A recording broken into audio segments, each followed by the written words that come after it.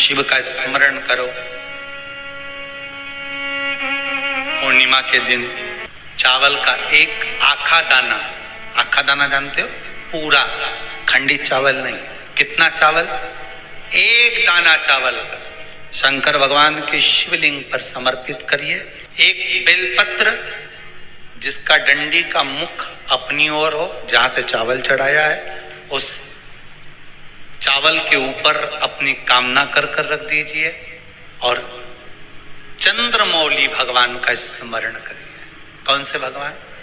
शंकर भगवान का सर्वश्रेष्ठ सुंदर नाम है चंद्रमौली। चंद्रमौली भगवान का स्मरण करिए, अपनी कामना कर बेलपत्र समर्पित कर शिव जी पर एक लोटा पानी, एक जल पात्र समर्पित करो, कलश से जल चढ़ा दीजिए, नैनों में वो जल लगाकर अपनी कामना कर वापिस घर को आइए।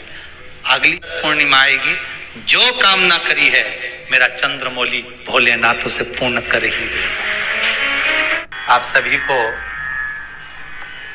सुंदर पूर्णिमा की बहुत बहुत बधाई हो। बाबा विश्वनाथ की कृपा आप पर सदा बनी रहे। आ गया पूर्णिमा की रात्रि, बड़े से बड़ी बीमारियां, बड़े से बड़े रोग, बड़े से बड़े कष्ट इस पूर्णिमा की रात्रि को छूट जाते हैं। दमे की बीमारी, श्वास की बीमारी, अनिद्रा की बीमारी, रात्रि को जगना, ये सारी बीमारियां पूर्णिमा की रात्रि को अगर व्यक्ति अपने जीवन को सुखमय बनाए, अपने जीवन को आनंदमय बनाए तो सब छूट सकता है। पूर्णिमा की रात्रि को पीपल के पत्ते 5 लेकर उसके ऊपर खीर डालकर रात्रि को खा लेने से महाराज दमे की बीमारी, श्वास की बीमारी रुक जाती है। वो बीमारी बढ़ती नहीं है, उससे कष्ट नहीं होता। जिन बच्चों के नेत्र कमजोर होते हैं, रोशनी कमजोर होती है, पूर्णिमा के दिन रात्रि को 12 बजे भगवान चंद्रदेव का दर्शन कराइए। 5 से 7 मिनट तक नयन मिलाए चंद्रदेव के साथ और बाद में एक पीपल के पत्ते पर खीर जो चंद्र के नीचे रखी हुई है उसी खीर को चटा दीजिए। फिर चंद्र का दर्शन कराओ, फिर खीर को चटा दीजिए। महाराज नयन की ज्योति बढ़ती है, नींद नहीं आती तो निंद्रा देवी प्रवेश करती है, निंद्रा अच्छी आती है, आनंदित होता है। महाराज जिस व्यक्ति के शरीर में गांठ पड़ जाती हो, शरीर काला पड़ जाता हो, चट्टे पड़ जाते हो या दांत खाज खुजली हो जाता हो, उसके लिए भी पूर्णिमा की रात्रि को 12 बजे महाराज भगवान चंद्रदेव के लिए 21 दिए जलाए जाते हैं।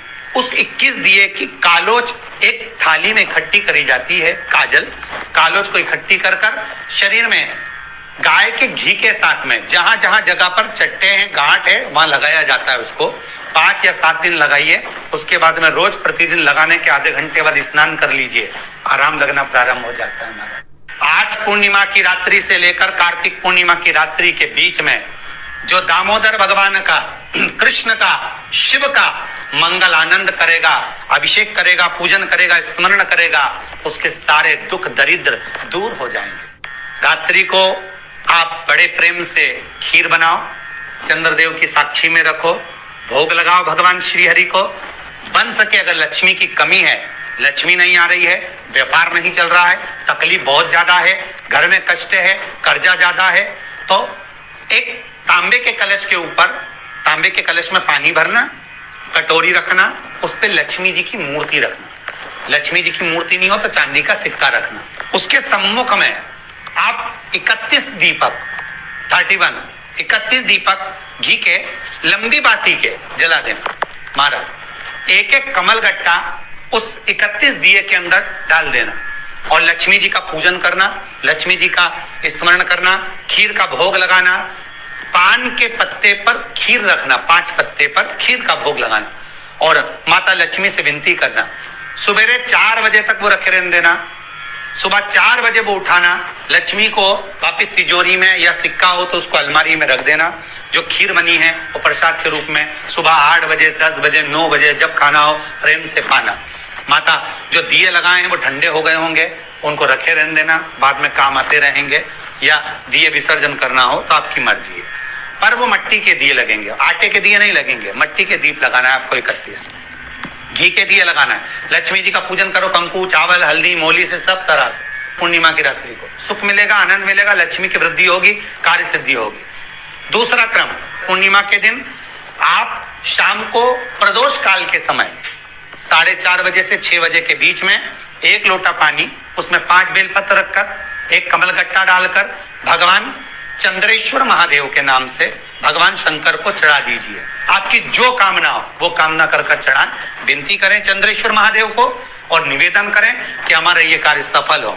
केवल पूर्णिमा के दिन चढ़ाइए, कार्तिक पूर्णिमा तक क्या फल मिलता है हमको जरूर बताइए। भी पूर्णिमा की रात्रि को और कार्तिक पूर्णिमा की रात्रि को गर्भवती नारी अपनी नाभि पर यदि चंद्र की दृष्टि पड़वा लेती है तो बच्चा विकलांग पैदा नहीं होता है। गर्भ से जो बालक होगा श्रेष्ठ होगा, विद्वान होगा, चतुर होगा, पढ़ने में होशियार होगा, क्योंकि ये चंद्र की किरणें जब समुद्र में उछाल ला सकती हैं तो आपके जीवन में भी तरक्की ला सकती है, उछाल ला सकती है। क्यों करा जाता है पूर्णिमा का व्रत? पूर्णिमा का व्रत करने का कारण क्या है बताइए? आप इतने सालों से कर रही हो, कई माताएं कर रही होंगी पूर्णिमा का व्रत। एक समय फलाहार करती हैं, एक समय भोजन करती हैं। भोजन में खीर का होना जरूरी होता है पूर्णिमा के व्रत में। दूध की सामग्री होना जरूरी होती है पूर्णिमा के व्रत में। 12 महीने की पूर्णिमा करो, मना नहीं है। और पूर्णिमा उठाने का भी समय होता है। चैत्र के महीने की जो पूर्णिमा होती है, चैत्री पूर्णिमा पहली पूर्णिमा मानी जाती है, इसलिए चैत्री पूर्णिमा को सिद्ध पूर्णिमा कहते, कार्य सिद्धात्री पूर्णिमा कहते। सिद्ध करने, मनोरथी पूर्णिमा कहते हैं, मनोरथी पूर्णिमा। इसलिए पूर्णिमा का व्रत कहां से उठाया जाता है? चैत्र के महीने की पूर्णिमा से पूर्णिमा का व्रत उठाया जाता है कि मैं महीने की पूर्णिमा करूंगी तो वो चैत्र पूर्णिमा से उसको उठा लिया जाता है। पर उसका एक नियम रहता है, आप फलाहार करें अपनी जगह पर है, पर एक समय भोजन कर रहे हैं वो अपनी जगह पर, भोजन के साथ में मीठे के साथ थोड़ा दूध की सामग्री होना जरूरी होती है। और क्यों करते हैं पूर्णिमा का व्रत? किस लिए किया जाता है, क्यों करा जाता है? उसका व्याख्यान वर्णन शिव महापुराण के अंतर्गत स्कंद पुराण में लिखा गया। स्कंद पुराण में वर्णन किया है श्री वेद व्यास जी महाराज ने। कहा ये पूर्णिमा का व्रत इसलिए किया जाता है कि व्यक्ति का जब मन गलत भ्रम में जाने लगता है, मन जब गलत जगह पर जाने लगता है, तो ये मन को गलत जगह पर ले जाने वाला कौन होता है? तो कहा ये चंद्र होता है। व्यक्ति की राशि के अंतर्गत, व्यक्ति की पत्रिका के अंतर्गत, व्यक्ति की ग्रह दशा के अंतर्गत जब चंद्र बेकार चलता है तो व्यक्ति अच्छा करते करते भी बेकार करने लग जाता है। चंद्र डोल रहा है। कई माताएं कहती हैं, गुरुजी हमारे बेटे को आशीर्वाद दीजिए, बहुत गलत संगत में जा रहा है। मतलब समझ जाना कि चंद्र गड़बड़ जा रहा है। बेटी अगर गलत मार्ग पर जा रही है, बेटी अगर गलत संगत में जा रही है, किसी अन्य व्यक्ति की ओर आकर्षित हो, चंद्र गड़बड़ हो रहा है, उसका चंद्र कहीं जा रहा है। कोई पुरुष, कोई लड़का, कोई गलत मार्ग पर जा रहा है, चंद्र गड़बड़ हो रहा है। घर में जो क्लेश उत्पन्न होता है, घर में जो विवाद उत्पन्न होता है, उस विवाद को रोकने के लिए केवल चंद्र की ही, इसलिए तो पूर्णिमा घर की नारियां हमारे यहाँ हिंदू धर्म में यहाँ तक स्कंद पुराण में कह दिया कि प्रत्येक पूर्ण, आप लोग कभी आप लोगों ने सत्यनारायण जी की कथा करवाई है? जितने लोग आस्था चैनल पर कथा सुन रहे हैं, जितने लोग फेसबुक यूट्यूब पर कथा सुन रहे हैं, यूट्यूब पर कथा का श्रवण कर रहे हैं, उनने कभी सत्यनारायण की कथा करवाई होगी। तो उसमें लिखा है हर कार्तिक, हर पूर्णिमा को, हर संक्रांति को ब्राह्मण सत्यनारायण भगवान की कथा या राजा या वैश्य कथा को कराता था या बढ़िया कथा कराता। सुनी कि नहीं सुनी ये बात? सत्यनारायण भगवान की कथा में लिखा है, स्कंद पुराण के अंतर्गत जो सत्यनारायण भगवान की कथा का स्मरण किया उसमें लिखा है प्रत्येक संक्रांति पूर्णिमा को सत्यनारायण की कथा करवाने लगा और ये योनि को प्राप्त हुआ, इस योनि से छूटा, इस योनि में गया। लिखा है, सब कुछ लिखा है। अब उत्ते से समझ जाओ कि पूर्णिमा को सत्यनारायण की कथा करने का बोला, तो पूर्णिमा को सत्यनारायण की कथा का क्यों बोला? वैसे तो रोज कराओ सत्यनारायण जी की कथा, प्रतिदिन कराओ, मना नहीं है। आप क्या कोई विशेष फंक्शन है आप सत्यनारायण जी की कथा करवा, पर पूर्णिमा संक्रांति को और संक्रांति को पूर्णिमा को सत्यनारायण की कथा का स्मरण क्यों करवाया गया? क्योंकि पूर्णिमा के दिन अगर ये भगवान का व्रत रख लेगी, पूर्णिमा के दिन अगर ये खीर का प्रसाद बना लेगी, थोड़ा सा दूध की कोई सामग्री बना लेगी और भगवान को भोग लगा देगी, भले सत्यनारायण भगवान के भाव से बनाए, भले सत्यनारायण जी के निमित्तार्थ बना, पर अगर इसने सत्यनारायण भगवान के निमित्त से बना, पर पूर्णिमा के दिन अगर ये व्रत रखेगी, उपवास रखेगी या कोई सामग्री बनाकर भगवान की पूजन कर लेगी, तो इसके घर में जो अशांति है वो शांति में बदल जाएगी। इसलिए कई घरों में आज भी सत्यनारायण भगवान की पूजन हर पूर्णिमा को करती है। माता किताब लेके बैठ जाती है, तुरंत तुरंत उन्हें ऑफिस जाना, कहीं काम पे जाना, और तुरंत तुरंत उसने जल्दी जल्दी कलश रखा, कलश नहीं भी रखे तो भगवान की पूजन कर कुरा के ब्राह्मण देवता को बुला लेगी, ब्राह्मण नहीं आएंगे तो खुद कर लेगी, पर करती जरूर है। इतना सा आटा सेक लेगी, पंजेरी बनाई, सीरा बनाई, मिठाई रख दो, कुछ भी करेगी पर सत्यनारायण की कथा कर ले, उसका मन लग गया उसमें। मतलब पूर्णिमा को करना है, उसको करने से क्या होता है? शांति रहती, शीतलता रहती। जिसके घर में हर महीने की पूर्णिमा को खीर बनती हो, ध्यान दीजिएगा, बहुत सुंदर संवाद चल रहा है, बहुत ध्यान देने वाली बात है। प्रत्येक महीने की पूर्णिमा को जिसके घर में दूध की सामग्री बनती हो, दूध की सामग्री तैयार होती हो, खीर प्रसाद तैयार होता हो, उसके घर में कभी क्लेश नहीं हो सकता। चाहे सास बहू एक दूसरे के सामने वो कहे ना, वो सांप और नेवले की लड़ाई क्यों ना, फिर भी शांति हो जाती है। पर प्रत्येक महीने की पूर्णिमा होना चाहिए। ये नहीं कि तुमने एक महीने की पूर्णिमा पे बना लिया और दूसरे महीने की पूर्णिमा को गायब कर दिया। फिर किसी ने कह दिया आज चूरमा तो बन रहा है, दाल बाटी तो बन रही है चूरमे के साथ में, लड्डू बन रहे हैं, तो काय को खीर बना रही हो? तो तुमने अब वो खीर प्रसाद। महापुराण की कथा कहती है महाराज, पूर्णिमा का जो चंद्र है वो विशाल का है, और उस चंद्र की पूर्णता में हमारी अभिलाषाएं भी पूर्ण हो। आप आस्था चैनल के माध्यम से जितने लोग कथा सुन रहे हैं, फेसबुक यूट्यूब पर जितने कथा सुन रहे हैं, और कुबेरेश्वर धाम में जितने कथा सुन रहे हैं, आप में से कितने लोग हैं जो पूर्णिमा का व्रत करते हैं? जो माताएं करती हो जरा हाथ उठाइए। पूर्णिमा का व्रत जो करते हो ना आप लोग, रखिए। अब पूर्णिमा के व्रत में आपने कई बार किताब पढ़ी होगी पूर्णिमा की, या आपने व्रत किया होगा, या पूर्णिमा का व्रत आप धारण करे होगे, तो उसमें पूजन कौन से भगवान की होती है? पूर्णिमा के व्रत में किस भगवान की पूजन होती है? तो कहा पूर्णिमा के व्रत में केले के खंभ लगाकर पूर्णिमा का जो अध्यापन होता है, पूर्णिमा की जो पूजन होती है, उस पूजन में शंकर और पार्वती की पूजन की जाती है, शिव और नारायण की पूजन करी जाती है, शंकर और पार्वती का स्मरण किया जाता है। किसकी पूजन होती है? शिव पार्वती।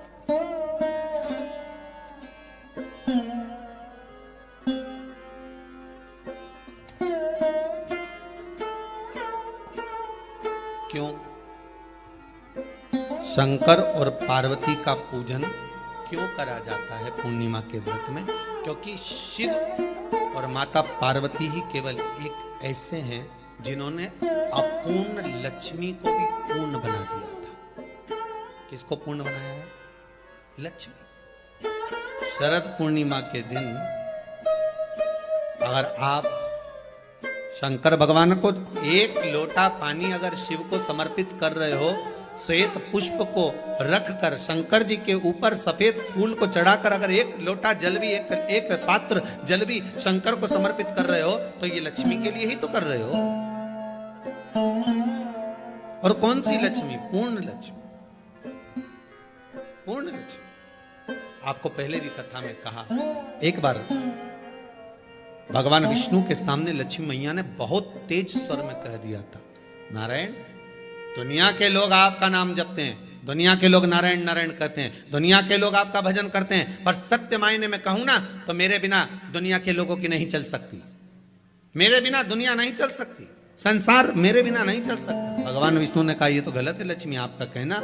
एक दिन लक्ष्मी को अहंकार आ गया, अहंकार के संबोधन जब माता लक्ष्मी करने लगी तो भगवान उसी समय पर भगवान विष्णु को क्रोध आ गया और भगवान विष्णु ने कह दिया लक्ष्मी तू इतनी बड़ी बड़ी बात कहती है कि तेरे बिना नहीं रह सकती संसार।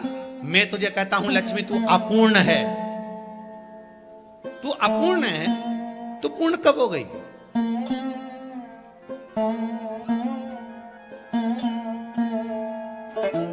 तेरी पूर्णता कहां हो गई? लक्ष्मी की आंख से आंसू बहने लगे। आज आपने मुझे अपूर्ण कहा, आपको मालूम है आप मुझे अपूर्ण कह रहे हो? आपको ये ज्ञात हो रहा है आप मुझे अपूर्ण कर रहे हो? भगवान कहते हैं हाँ लक्ष्मी मैंने तुझे अपूर्ण कहा। अपूर्णता का मतलब आप जानते हो ना? भगवान कहते हैं लक्ष्मी मैं सब जानता हूं। लक्ष्मी रोती हुई माता सरस्वती के पास पहुंच गई। सरस्वती ने पूछा क्या बात है लक्ष्मी, क्यों रो रही हो? लक्ष्मी जी ने कहा क्या बताऊं सखी, मेरे पति ने आज मुझे अपूर्ण कह दिया। तो क्यों रो रही है तू? अपूर्ण अगर कह दिया, पति ने ही तो कहा है ना, तो क्यों रोना? चल मेरे साथ। और सरस्वती मैया माता लक्ष्मी को लेकर सीधे पहुंच गई माता पार्वती के यहाँ। माता पार्वती के यहाँ जब पहुंची, माता पार्वती ने लक्ष्मी जी को देखा और सरस्वती को देखा तो पूछा कि बात क्या है, क्या हो गया ऐसा, क्या हुआ, क्या है ऐसा जो तुम दोनों आज मेरे पास में आई? क्या हुआ?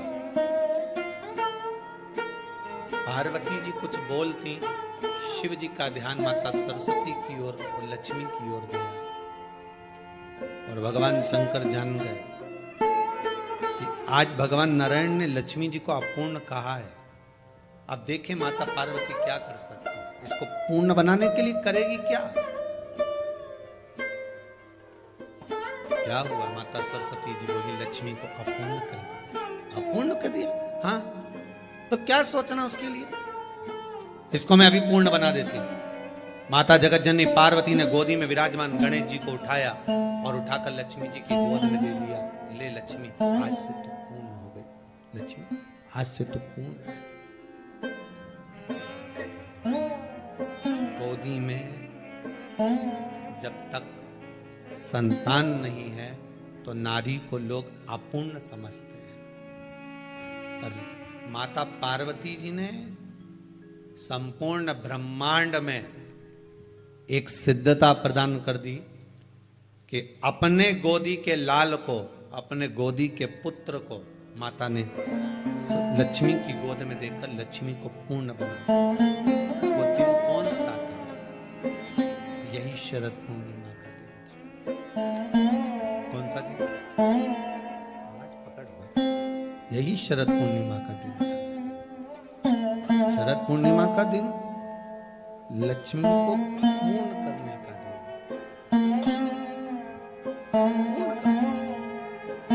केवल अमृत ही नहीं बरसता, शरद पूर्णिमा के दिन लक्ष्मी भी बरसती। लक्ष्मी पूर्णिमा के कितने व्रत होते हैं? बोलते जाओ, जरा जल्दी जल्दी बोलो।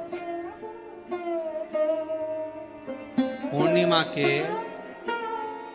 नारियों को, स्त्रियों को अखंड सौभाग्य के लिए, जो नारी वैधव्य नहीं होना चाहती है उस नारी को पूर्णिमा के कितने व्रत करना चाहिए? जिस नारी के यहाँ संतान नहीं हो, भगवान कृष्ण ने माता यशोदा को द्वापर में भी बताया है कि पूर्णिमा के 32 व्रत होते हैं। कितने व्रत होते हैं? 32।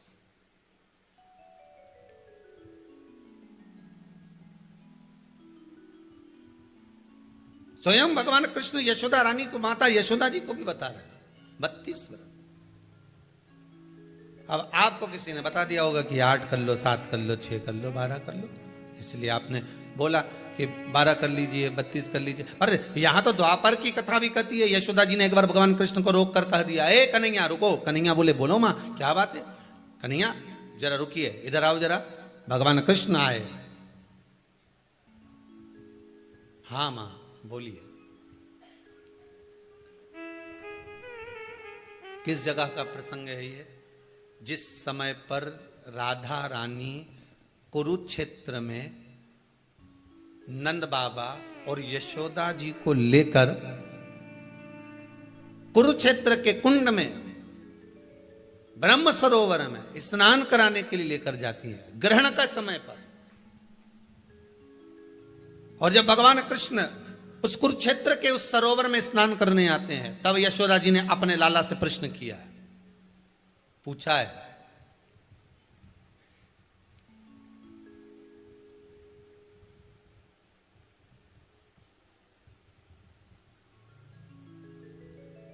कि नारी वेधव्य होकर ना मरे।